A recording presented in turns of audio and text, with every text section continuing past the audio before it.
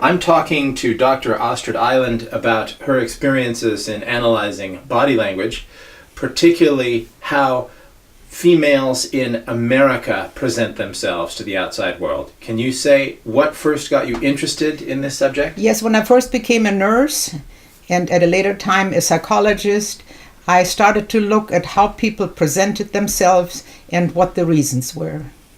And what did you find? And I found that there was so much overlay in what they were presenting that the only way you could really read what was going on is by watching the body language. And when you were watching the body language, what did you see? What actually did you observe? When I was watching their body language, I became aware of where the overlays started. And I want to present how the overlays go from the body from the top down. For instance, we will start at the top of the head and go down the body. When we're looking at the top of the head, women fairly early started to present with wigs. Most everybody was using hair colors, hair dyes. They were straightening their hair or curling their hair. And one of the major things used was blonding products, even though the roots would show, and somehow that didn't matter. As we go down the body, we come down to the eyebrows. People used to have their eyebrows erased and new ones drawn on different shapes. Go down a little further, you go to the eyelashes. In most cases, people had to attach eyelashes that sometimes were almost like curtains that almost close the eyes. You go further down the body, you get the cheeks would be enhanced with Botox and other facial surgeries. Go further down, the lips would be puffed up to make larger lips. The neck often became very difficult, but you go further down in the body, the breasts were either made bigger or smaller. You go down further to the waist was cinched by corsets and other maneuvers. Go down to the abdomen, fat was reduced by surgical procedures and other procedures. You go down to the rear end, the buttocks was either minimized or enhanced. Go further down, the thighs were minimized, and go further down the legs. And one thing that used to really puzzle me is people that had large ankles, which is quite common in a number of women. They would use compression bandages to have ankles. Now, when you look at a person that had a lot of those procedures done, you're not really looking at the real person. You're looking at something that was created. And my question was, why? What was the reason for this? Often I was told that they wanted to be more attractive to men. At other times, they wanted to outshine other people in their workplace. In other places, it was a tremendous insecurity that almost bordered on psychosis, where they would start with one surgery and just keep going. And I think most of us have seen on television some of those surgeries that were carried away, where people really overdid it and came out looking worse than what was anticipated. When I look at who we are and how male and female differ, there is a difference in personality. And if you have a person that is extremely feminine, they don't need any of these additions to be feminine. And when they are sporty, they are beautiful in the realms that they are and in the space that they are. And when you have people that are not interested in any of those, they let their personality shine through. And what I found, particularly in psychiatry, that if you have people that are masked over by all these additions, the only way to read who they really are is by watching their body language. And I would like to say that if it weren't for all those available products, particularly in the United States, which costs millions of dollars and are constantly advertised to women, the outcome may be different. So you're talking about women now, but don't men also primp themselves and try to look good, even for other men or for their colleagues? Men have a different approach to that. They do not overlay as much. Men often like to enhance their masculinity, which seems to be outlawed or considered a mental illness at this point, according to the Psychological Association.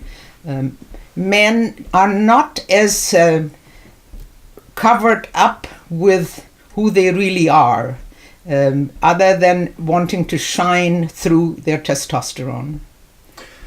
Now, you're talking in the past tense about women doing this. Don't women in the 1940s or 50s present a different case than women today?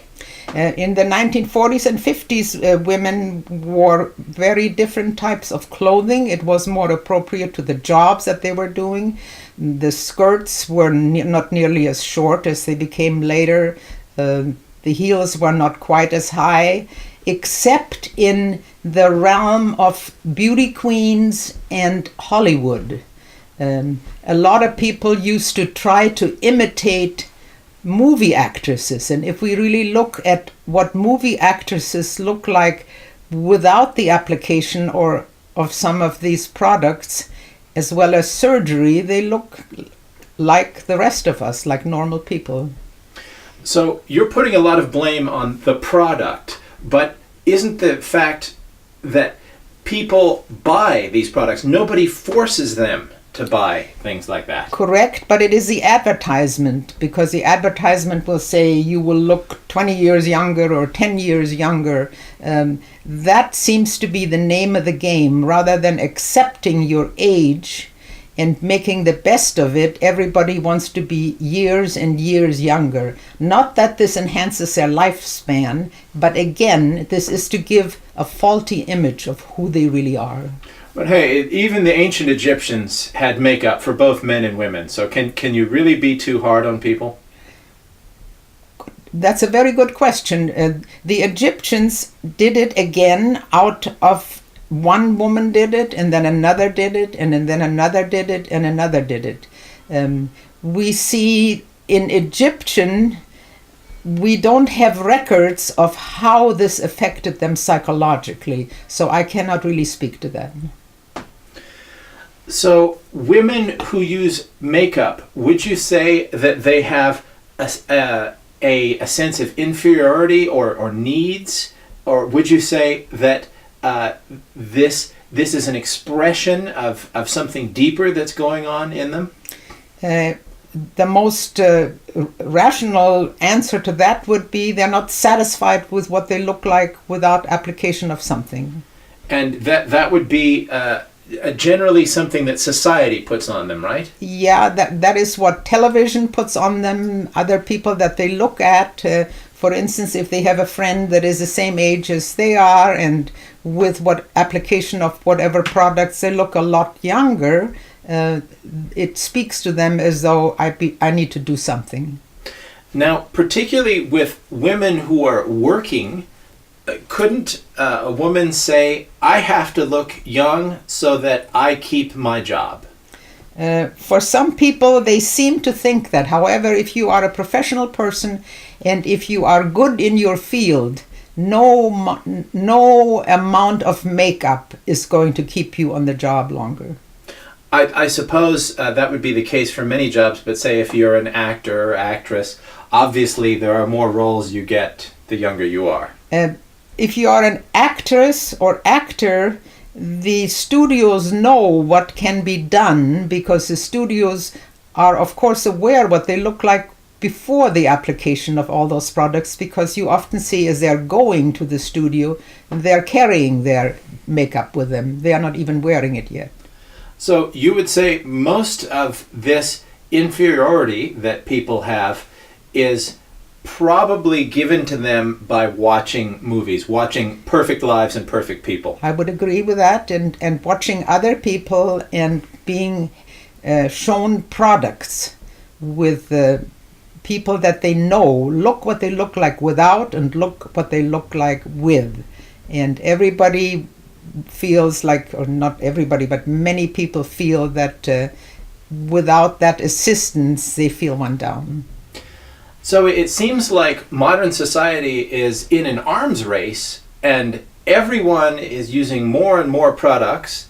You could say that men are also in the same race, perhaps a little less fiercely than women. So how do we do something about it? How do we stop it? We learn to appreciate who we really are and each other without looking at the facade.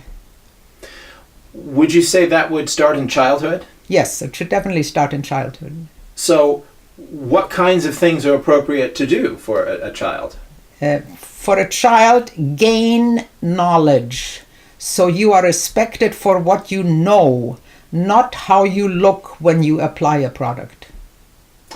And what do you think people should do about advertising? Do you think that there's anything that people can do in terms of social pressure, maybe against advertising, or maybe banning certain kinds of advertising? I don't think there is anything that people can do other than not to buy. Okay, this is very thought-provoking. Thank you very much.